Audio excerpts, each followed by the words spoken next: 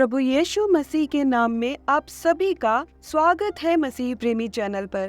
प्रियो, मेरी इस वीडियो को बनाने की और इस विषय पर जानकारी शेयर करने की बहुत समय से कोशिश थी, पर आज परमेश्वर से प्रार्थना करने के बाद परमेश्वर द्वारा अगुवाई पाने पर मैं इस वीडियो में शेयर करने जा रही हूँ प्रभु यीशु मसीह के 7 जगहों पर से लहू बहने के बारे में।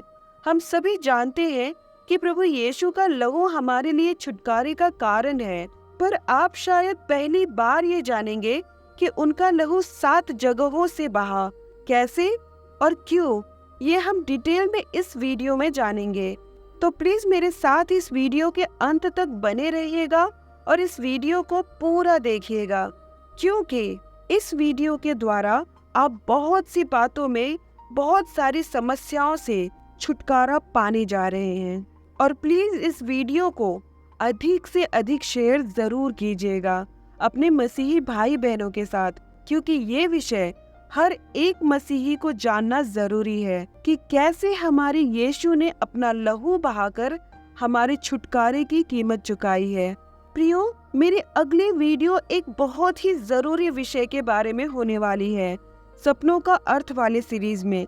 तो प्लीज बेल आइकन को जरूर प्रेस कर लीजिएगा ताकि आपको नोटिफिकेशन जरूर मिले। तो आइए हम आज के अद्भुत विषय पर चलते हैं।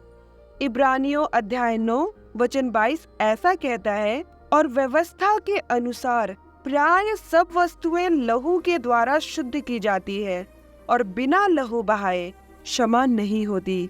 और हम सब जानते हैं कि प्रभु यीशु का लहू बहाया जा चुका है हमें शुद्ध करने और हमारे पापों से छुटकारे के लिए। तो प्रियो, पहला स्थान जहां हमारे प्रभु यीशु का लहू बहा वो है गत्समनी का बाग। मैं आपके लिए पढ़ती हूँ लुका अध्याय 22 वचन 44। और वह अत्यंत संकट में व्याकुल होकर और भी हार्दिक वेदना से प्रार्थना करने लगा, और उसका पसीना मानो लहू की बड़ी बड़ी बूंदों की नाई भूमि पर गिर रहा था। मेरे प्रियो, हमारा यीशु अत्यंत संकट में व्याकुल होकर दिल में दर्द लेकर प्रार्थना कर रहा था। जब बाइबल कहती है अत्यंत, मतलब आप समझ सकते हैं कि उसकी कोई हद नहीं होगी। इतनी ज्यादा व्याकुलता, इतनी ज्यादा तड़प में यीशु मसीह उस समय थे, यहाँ तक कि उनका पसीना भी खून की बूंदें बनकर भूमि पर गिर रहा था। प्रियो, वो अत्यंत व्याकुल इसलिए थे ताकि आप व्याकुल ना हो। वो अपार हार्दिक पीड़ा में इसलिए थे ताकि आपका दिल ना टूटे। फिर भी जब हमारे मूर्खता भरे निर्णयों के कारण जब हमारा दिल टूट जाता है और जब वो टूटा हुआ दिल हम उनके पास लेकर जाते हैं, तो वो अपनी दया और मोहब्बत से हमें सांत्वना देकर हमारे हृदय को नया कर देते हैं। और सबसे महत्वपूर्ण बात ये है कि जैसे आदम से पाप एक बाग में हुआ था, अदन के बाग में, उसने परमेश्वर की आज्ञा का उल्लंघन किया था, तो जिस तरह एक बाग में परमेश्वर की आज्ञा का उल्लंघन हुआ था, प्रभु यीशु ने उसी तरह गत्समनी के बाग में उस आज्ञा उल्लंघन के पाप को, श्राप को तोड़ दिया। गत्समनी के बाग में अपना लहू बहाकर और परमेश्वर के आज्ञा का पालन करके, इस तरह कह के कि हे पिता, यदि तू चाहे तो इस कटोरे को मेरे पास से हटा ले, तो भी मेरी नहीं परंतु तेरी ही इच्छा पूरी हो। लुका अध्याय 22 के वचन 42 में। तो प्रियो, इसके द्वारा प्रभु यीशु ने हमें पाप को ना कहने की शक्ति और भावनात्मक चंगाई भी प्रदान की। दूसरा स्थान जहाँ से हमारे यीशुआ का लहू बहा वो है उसकी पीठ से बहता हुआ लहू, जो कि उस स्थान पर बहा जहाँ प्रभु यीशु को पिलातूस के आदेश से कोड़े लगाए गए थे। यूहन्ना 19 वचन 1 में लिखा है, इस पर पिलातूस ने यीशु को कोड़े लगवाए। इसका जिक्र आपको मत्ती अध्याय 27 वचन 26, यशायाह अध्याय 50 वचन 6 और यशायाह अध्याय 53 वचन 5 में भी मिल जाएगा। प्रियो, ये वचन कहता है कि यीशु को कोड़े लगाए गए, पर मैं आपसे बताना चाहती हूँ कि इस कोड़े के दर्द को समझने के लिए आपको ये समझना जरूरी है कि वो कोड़े कोई मामूली कोड़े नहीं थे। कुछ लोग कहते हैं कि उन कोड़ों में जानवरों की नुकीली हड्डियां लगाई जाती थी। कुछ लोग कहते हैं कि उनमें कांच के टुकड़े लगाए जाते थे और कुछ लोग कहते हैं कि उन कोड़ों में नुकीले नुकीले कीलें लगाई जाती थी और कुछ ये भी कहते हैं कि उनमें स्टील के टुकड़े लगाए जाते थे। इनमें से चाहे कोई भी कोड़ा इस्तेमाल किया गया हो, जब भी यीशु पर पड़ता था वो यीशु का मांस उस जगह से खींच लेता था। जितनी बार वो कोड़े पड़ते प्रभु यीशु के ऊपर, वो प्रभु यीशु का मांस नोचते हुए निकलते थे और जाहिर सी बात है वो स्थान भी प्रभु यीशु के लहू से लहूलुहान हो गया था। उन कोड़ों के लगने पर हमारे प्रभु यीशु मसीह की क्या दशा हुई होगी, मेरे पास बयां करने के लिए शब्द भी नहीं है। बाइबल का वचन कहता है कि कोड़े मारने वालों को यीशु ने खुद अपनी पीठ दी। प्रियो, ऐसा यीशु ने इसलिए किया ताकि उसकी पीठ से कोड़े लगने पर लहू बहने के द्वारा आप हर तरह की बीमारी, रोग, विकार और घाव से चंगाई पाए। उसने पीठ पर कोड़े खाने के द्वारा बीमारी लाने वाले पीढ़ीगत श्रापों को तोड़ दिया। तो यदि आप में से कोई अस्वस्थ है जो इस वीडियो को देख रहा है, दौड़ जाइए यीशु के पास, क्योंकि उससे बेहतर चंगा करने वाला आप कहीं नहीं पा सकते हैं। यशायाह 53 वचन 5 बोलकर प्रार्थना करे, अपनी चंगाई की घोषणा करे और यीशु मसीह के कोड़े खाने के कारण यीशु मसीह के नाम में चंगे हो जाएं।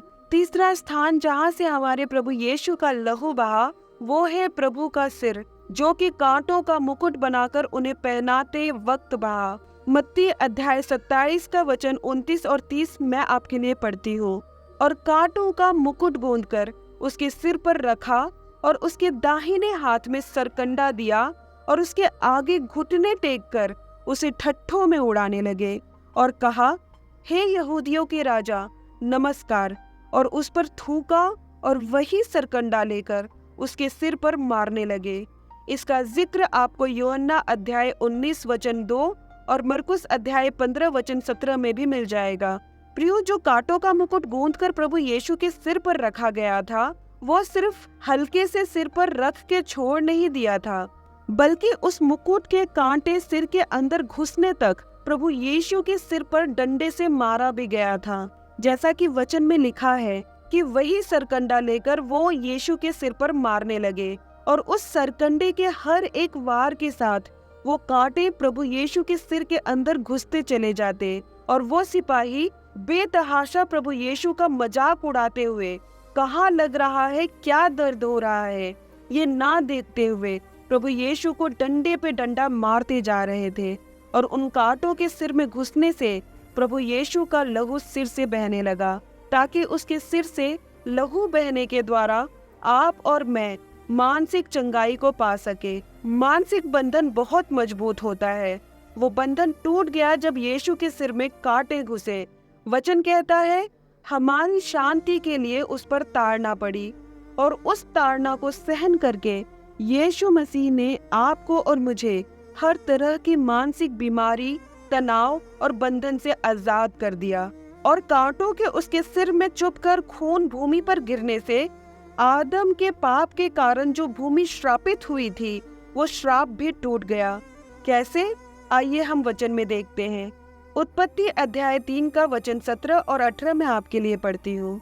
और आदम से उसने कहा, तूने जो अपनी पत्नी की बात सुनी और जिस वृक्ष के फल के विषय में मैंने तुझे आज्ञा दी थी कि तू उसे न खाना, उसको तूने खाया है, इसलिए भूमि तेरे कारण श्रापित है।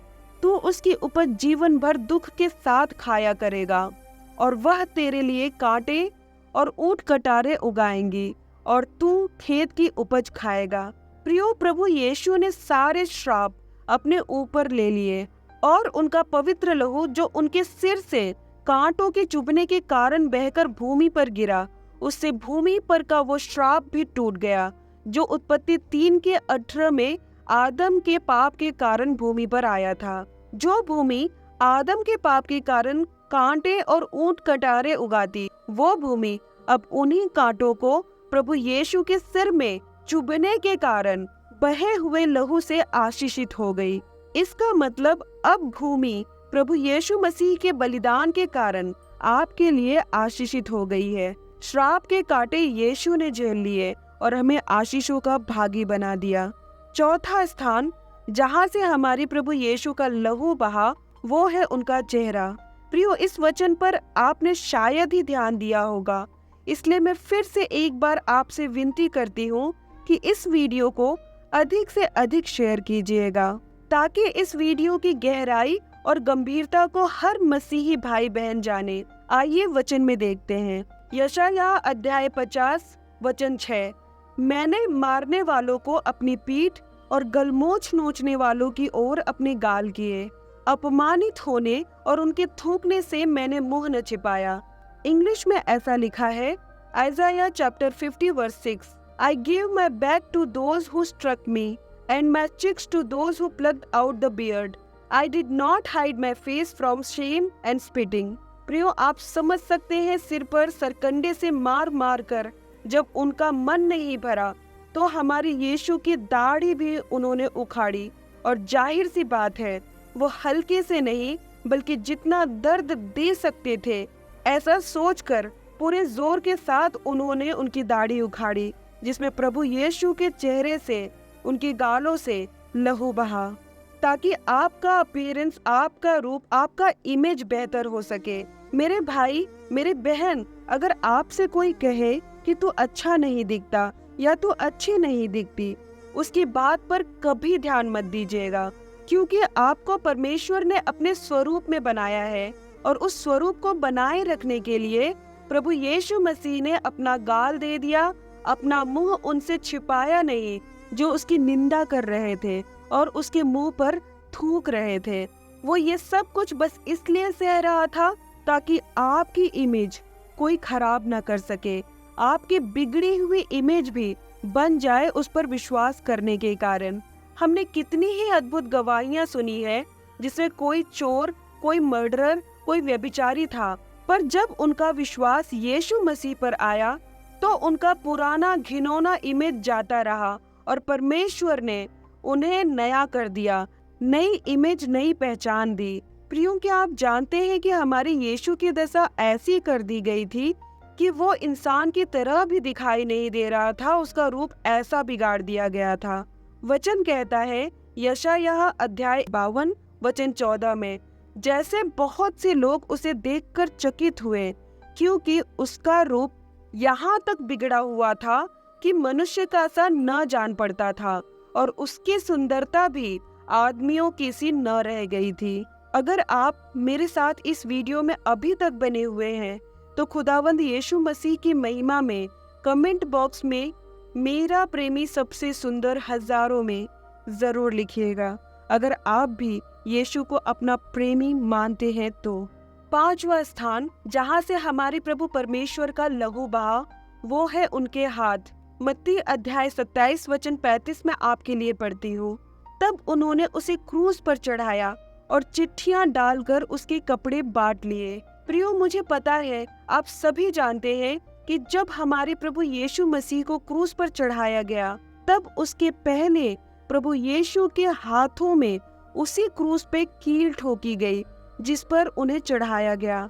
और जब उनके हाथों को कीलों से उस क्रूस पर ठोका गया, तब उनके हाथों में से लहू बहने लगा, ताकि आप अपनी विरासत, अपनी आशीषें पा सके, आपके हाथों के काम सफल हो सके, आप जहां हाथ लगाए वहां बरकत आए, क्योंकि हमारे पापों के कारण हमने अपनी आशीषें खो दी थी। शैतान ने हमें आर्थिक रूप से दिवालिया बनाकर बर्बाद करने की ठानी थी, पर हमारे यीशु के हाथों से बहते लहू ने हमारे हाथों को आशीषित कर दिया।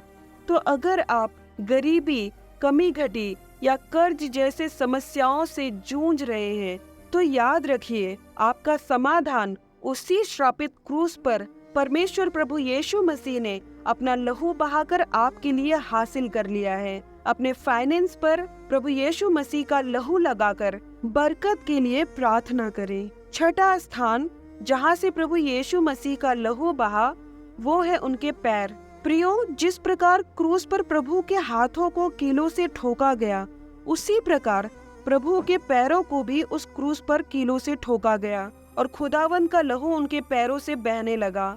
आदम के आज्ञा उल्लंघन करने के कारण हमने अपने अधिकारों को खो दिया था, जिसे प्रभु यीशु मसीह ने अपने पैरों से लहू बहाने के कारण हमें वापस दिला दिया। प्रियो, हमारे पैर हमारे अधिकार को दिखाते हैं। परमेश्वर ने कहा यहोशू 1:3 में कि उस वचन के अनुसार जो मैंने मूसा से कहा, अर्थात जिस जिस स्थान पर तुम पांव धरोगे वह सब मैं तुम्हें दे देता हूँ। और लुका अध्याय 10 का वचन 19 में कहा कि देखो, मैंने तुम्हें सांपों और बिच्छुओं को रौंदने का और शत्रु की सारी सामर्थ पर अधिकार दिया है और किसी वस्तु से तुम्हें कुछ हानि न होगी।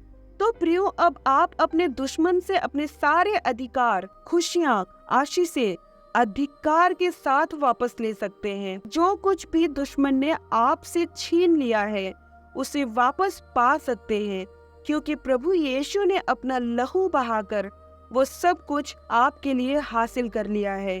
अब आप दुश्मन के खिलाफ खड़े होके उसका सामना कर सकते हैं और उसे आपके सामने हार माननी पड़ेगी, क्योंकि लहू बहाया जा चुका है, दाम चुकाया जा चुका है, जीत हासिल की जा चुकी है हमारे लिए प्रभु यीशु मसीह द्वारा। 7वां स्थान जहाँ से हमारे प्रभु यीशु मसीह का लहू बहा, वो है उनका पंजर, उनकी पसलियों के बीच से। यूहन्ना अध्याय 19 का वचन 34 में आपके लिए पढ़ती हूँ।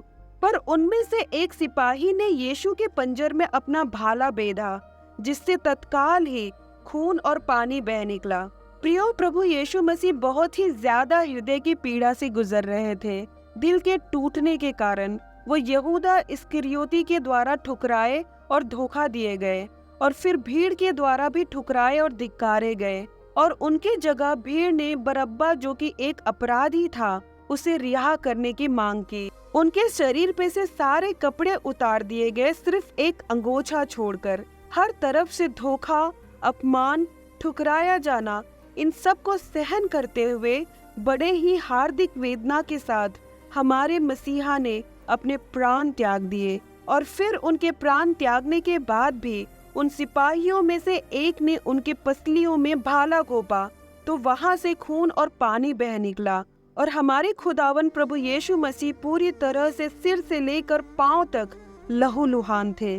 तो प्रियो, दुश्मन ने शायद, हो सकता है कि आपको बहुत पीड़ा दी हो सकता है बहुत दुख से आप गए हो, मनुष्यों द्वारा सताए, तड़पाए या दर्द दिए गए हो सकता है आप बहुत ज्यादा डिप्रेशन में हो। पर जब आप यीशु के पास आते हैं तो वो आपको स्वीकार करता है, आपको प्रेम करता है, आपके दुखों को हर लेता है और आपके तोड़े हुए हृदय को नया कर देता है, क्योंकि आपके पीड़ा को प्रभु यीशु से बेहतर और कोई समझ नहीं पाएगा। और वो इसलिए क्योंकि वो खुद अपार अंतहीन पीड़ा को झेल चुका है। उसके पसलियों के बीच से खून बहा ताकि वो आपके दिल को नया कर सके। प्रभु यीशु मसीह इस संसार का एकमात्र ऐसा दूल्हा है जिसने अपनी दुल्हन को पाने के लिए और उसे धोकर शुद्ध करने के लिए और उसे पापों की बंधुआई से छुड़ाने के लिए अपना पवित्र लहू बहा दिया। प्रियो, क्या आप जानते हैं कि आप जब भी कोई पाप करते हैं तब आप यीशु को इन्हीं सारी पीड़ाओं से फिर से गुजरने पे मजबूर करते हैं। आप अपने कार्यों से ये कहते हैं कि उसे क्रूस पर चढ़ा दो, यीशु को क्रूस पर चढ़ा दो, जैसे कि वो भीड़ चिल्ला चिल्ला कर कह रही थी। पर जब आप यीशु की अधीनता में रहते हैं, उसकी आज्ञाओं का पालन करते हैं, तब यीशु की कुर्बानी, यीशु का नाम और यीशु का लहू आपकी ढाल, आपकी बरकत, आपकी आशीष, आपका सुरक्षा कवच और आपका छुटकारा बन जाता है। लेव व्यवस्था अध्याय 17 वचन 11 में ऐसे लिखा है, क्योंकि शरीर का प्राण लहू में रहता है